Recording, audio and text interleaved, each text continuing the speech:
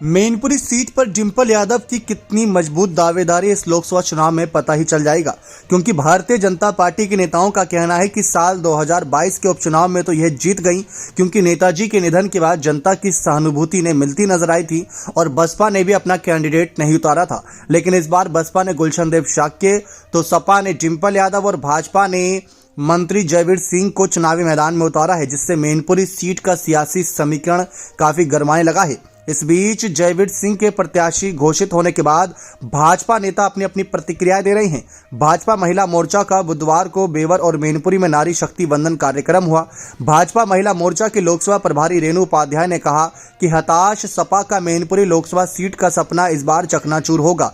मैनपुरी का मतदाता भी भाजपा की नीतियों में आस्था जता रहा है। उन्होंने कहा कि जहां प्रधानमंत्री नरेंद्र मोदी ने देश का मान विश्व के पटल पर बढ़ाया, वहीं मुख्यमंत्री योगी आदित्यनाथ ने प्रदेश को अपराधी विहीन बनाने का काम किया।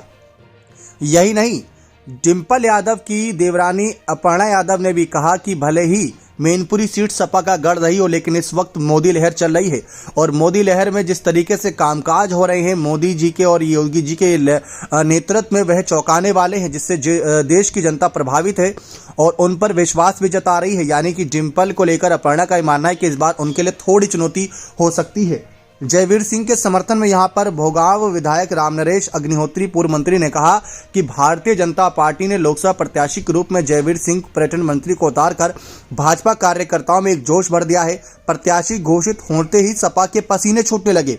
बुधवार को एक निजी कार्यक्रम में भाग लेने के बाद पूर्व मंत्री ने ये बात कही कि सपा के पसीने छूट रहे हैं कि कहीं जयवीर सिंह इस बार डिंपल को हरा न दे। ऐसा नहीं है कि डिंपल यादव हार नहीं सकती। इससे पहले हम देख चुके हैं कि कन्नौज जो सपा का गढ़ कही जाती थी, अखिलेश यादव ने अपने राजनीतिक सफर की शुरुआत उसी सीट से की थी। जब डिंपल यादव दोबारा उस सीट से चुनावी मैदान में उतरी थी तो 2019 के चुनाव में सुब्रत पाठक ने उन्हें हराकर वापस भेज दिया था। तब तो बसपा भी कहीं ना कहीं सपा को समर्थन कर रही थी, लेकिन इस बार तो डिंपल यादव अकेली हैं।